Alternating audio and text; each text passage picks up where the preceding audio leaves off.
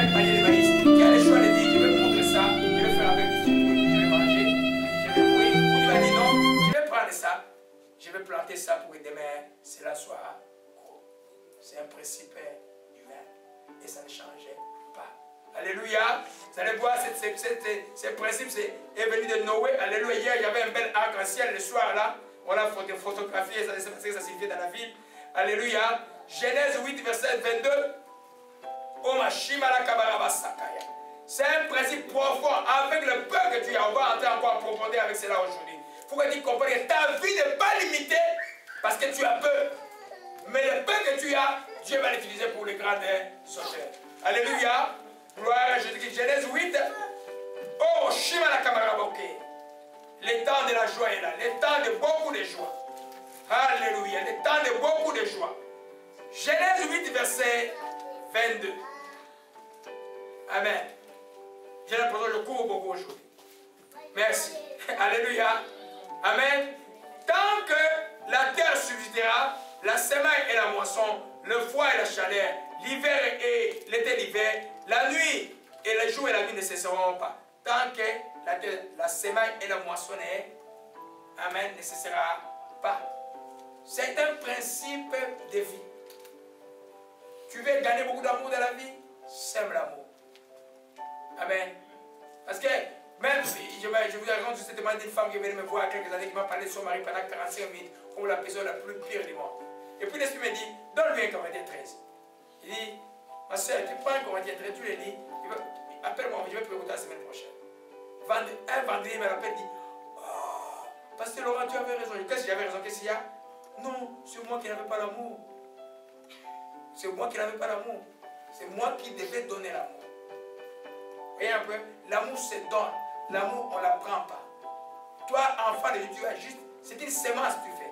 Quand tu as sémé, l'autre a sémé, Dieu fait récolter des choses et vice-versa. Tu ne dis pas, je vais les mettre sur l'humain. Ça ne marche pas dans les enfants de Dieu. Parce que Dieu te commande d'aimer tes ennemis. Les personnes qui veulent te tuer, Dieu te dit, aime-les et bénis-les. À forcer sexuelle avec toi. Alléluia. Alléluia. Donc c'est une loi importante. On revient à notre enseignement. Alléluia. Et on peut parler de la femme de Seigneur. Vous allez dire, mais pasteur, donne-nous quand même parler un peu de l'Ancien Testament. Parle-nous un peu du Nouveau Testament. Alléluia. Jésus a fait combien de miracles de pain? 5 pains. Il a fait combien de pains? 5 pains. Amen. Mais qui avait ces 5 pains? C'est venu du ciel? Amen. C'est eux. Quelqu'un avait 5 pains avec 2 poissons. Et Dieu a fait que les 5 pains, donc il a donné ces 5 pains, Dieu a fait multiplier cela. Vous comprenez cela? Le peu qu'ils avaient, parce que c'était le soir, les gens étaient fatigués, ils étaient nourris spirituellement par la parole de Dieu. Le Seigneur a parlé du matin jusqu'au soir. Ils ne savaient pas où aller. Il a dit aux disciples, les disciples disent, mais Seigneur, il faut les renvoyer, c'est lui qui vous a cherché la nourriture dans les villes d'empoisonnance. Jésus a dit, donnez-les à manger vous-même. Alléluia. Vous allez voir dans Marc 6, verset 38. Amen. Je vais juste demander à frère Jimmy, dis-moi Marc 6, verset 38 rapidement. Marc 6, verset 38. Oshima la karde, regardez la pardon est là, le pardon de Dieu est là. Oshima la kebera sayo. Amen. Marc 6, verset 38. Alléluia. Amen. Marc 6, verset 38, rapidement. Alléluia. Je lis au nom du Seigneur. Allez-y, mon frère, que Dieu te bénisse, rapidement. Marc 6, verset 38. Jésus leur dit, combien avez-vous de pain? Allez voir.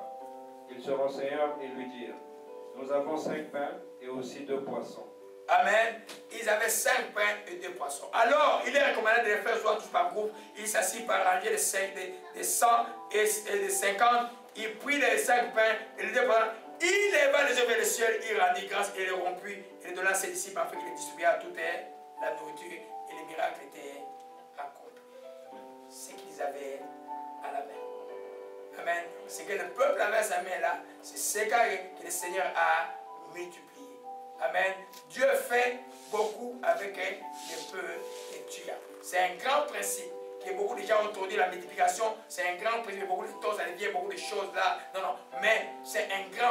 C'est avec le peu que tu donnes. Quand Dieu te dit, donner, il vous sera donné au centuple. Ça veut dire quoi? Tu ne donnes pas les centuples, tu donnes un peu, mais cela va être multiplié au centuple. Quand tu donnes une offrande volontaire sans contrainte avec joie, cela te rendu au centuple.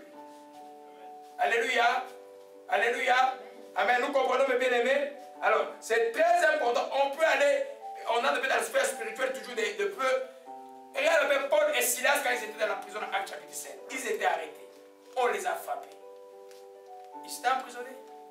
Qu'est-ce qu'ils pouvaient offrir à Dieu? Ils ont commencé à offrir la louange. Tout était en prison. La louange. Quand tu n'as rien, ta bouche a quelque chose à offrir à Dieu. Amen. Ils ont commencé à louer, à rendre grâce et à prier. Ce qui fait que la terre a tremblé. Les chaînes sont tombées. Les geôliers même, les gardiens de prison ont donné sa vie à Jésus-Christ avec toute sa famille. La même nuit. Ta louange a fait briser beaucoup de choses dans la vie. Je suis fatigué des gens qui vivent que la chrétienté c'est là. La chrétienté ne se vit pas à l'église, la chrétienté se vit en dehors de l'église. Parce que les manifestations de la vraie vie de la chrétienté, vous allez voir en dehors. Les bénédictions, vous allez les voir ici, là, spirituellement, vous recevez quelque chose, mais la manifestation de votre bénédiction, vous la voyez en dehors. Le bon travail, tu le trouves en dehors. La bonne santé, c'est en dehors. Alléluia. C'est là où vous faites, quand il s'est opprimé à gauche, là, comment utilise ce que tu as ta bouche, d'accord, là, louer Dieu. Il y a des chansons qui disent, je te loue avec ma voix, je te loue avec ma voix. Quand il me manque ma voix, je vais te louer avec mes mains. Quand il me manque mes mains, je vais te louer avec mes pieds. Quand il me manque mes pieds, je vais te louer avec mon âme. Si il me manque mon âme, je vais te louer là. Oh, il y a toujours un moment où tu louais Dieu. Alléluia. Amen. Amen. Donc, important, mais bien aimé de comprendre ces principes. Mais pourquoi cette stratégie? Pourquoi Dieu demande à Gédéon d'aller simplement avec 300 personnes? Pourquoi cette stratégie de Dieu qui toujours, avant d'avoir la force, commence par une faiblesse? Une force qui vient de la faiblesse. Amen. Et une gloire qui vient de l'humilité. Et beaucoup qui vient de peu. Pourquoi? Pourquoi Dieu ne peut pas commencer avec nous directement? Pourquoi Jésus simplement à la croix de Calvaire, on est juste devenu comme un Dieu glorifié, comme les témoins de Jéhovah qui ne veulent pas qu'il était crucifié, venu glorifier, puis louer, donc il vient directement comme fils et puis il règle les choses. Pourquoi Dieu a prévu que par la chair humaine est amoindri à la croix, injurié, rejeté, enfin pour que la gloire puisse être attribuée? Quand vous allez dire qu'il était effectué, vous allez dire qu'il était humilié, et parce qu'il était humilié, Dieu l'a élevé, il lui a donné le nom qui est au-dessus de tout nom. Pourquoi Dieu fait ainsi? C'est très très important, la chose que tu vas suivre tout à l'heure, pour que vous compreniez dans la vie, quand vous êtes dans le moment d'amoindrissement, ce n'est pas le moment de la fin. Vous êtes dans un parcours de votre gloire. Et vous direz, hey, Dieu a fait pour moi de grandes choses. Tu as une histoire à raconter. Si tu n'as pas une histoire de Dieu qui rend l'impossible, qu'est-ce que tu vas raconter aux gens? Amen. Que je vais à l'église dimanche. Ça ne change rien. Là. Amen. Tu dois avoir une raconte et dire, où le monde, le système a dit, tu ne peux pas avoir ça. Dieu t'a donné. Oh, mon Dieu a fait un signe. Amen. Alors on dit, tu as le signe de Dieu. C'est extrêmement important. Alléluia. Amen. Amen. La première chose que nous voyons dans cette stratégie, oh, Shimarakabara Sakaya. Oh, Mashimarakabara Sakaya. Les premiers principes que nous voyons, c'est simplement, revenons dans Juge. Amen. Oh, reçois la paix. Amen. Gédéon, c'est une chose, mes bien-aimés. Alléluia. Revenons un peu dans Juge 7, verset 2. Lisons-le nous tous. Juge 7, verset 2. Nous voyons pourquoi de cette stratégie de trône de peu avec beaucoup. Pourquoi Dieu veut que tu sois amoindri pour que sa gloire éclate.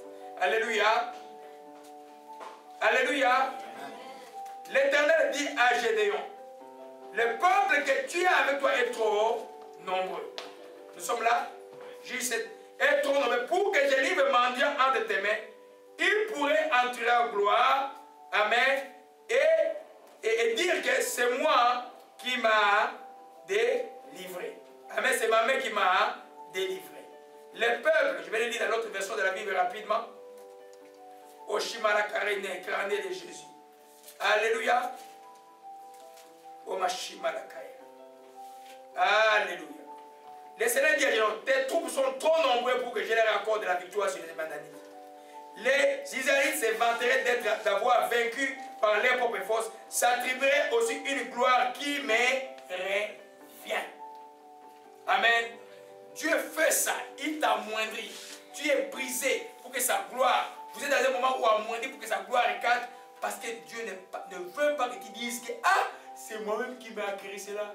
C'est mon intelligence. Dis-moi pourquoi tu es à l'université très très intelligent. Amen. C'est moi-même qui a fait ça. Mais je suis la personne la plus intelligente de la terre. Je suis la femme la plus belle. Amen. Mais pourquoi les maris n'arrivent pas? Dieu fait tout cela. Je suis l'homme le plus beau. Dieu fait pour t'amoindrir, pour que la gloire, quand il va te faire, Dieu dit, ça là sans Dieu, je ne pouvais pas l'avoir. Qu'est-ce qu'il va faire? Tu vas lui retourner sa gloire. On a vu sur la séance de grâce. La gloire appartient à Dieu. Alléluia. La gloire appartient à Dieu. On voit ça en profondeur. Amen. Vous êtes au chemin. Alléluia. Amen. Dieu veut être reconnu comme auteur de ce qu'il fait dans ta vie. Il veut que tu reconnaisses que ce qu'il fait dans ta vie, c'est lui qui les donne. Amen. Dieu ne partage pas sa gloire. Voilà pourquoi il a dit à Gédéon, ils sont trop nombreux, ils vont dire que c'est nous-mêmes qui avons gagné le combat. Mais pourquoi il dit, quelle différence je vais faire? Ils ne vont pas m'honorer, ils ne vont pas me rendre grâce. Alléluia. C'est pourquoi des fois, dans ta vie, Dieu te met quelque chose qui fait traîner, mais pour que tu comprennes et tu commences à dire, Seigneur, ça c'est pour ta gloire. C'est pourquoi, si tu fais quelque chose dans la vie qui n'est pas pour la gloire de Dieu, et qu'il y a des noms de Dieu dans la bouche, ça va être un échec. Alléluia. De mettre Dieu le premier en toutes choses. Alléluia. Oshima la Kabbalah. Dieu est un Dieu jaloux de sa gloire. Il ne partage pas sa gloire. Vous voyez ces prédicateurs, des fois ils disent, ne jouez pas avec mon onction là. Ne jouez pas avec mon onction. Mais ce n'est pas ton onction.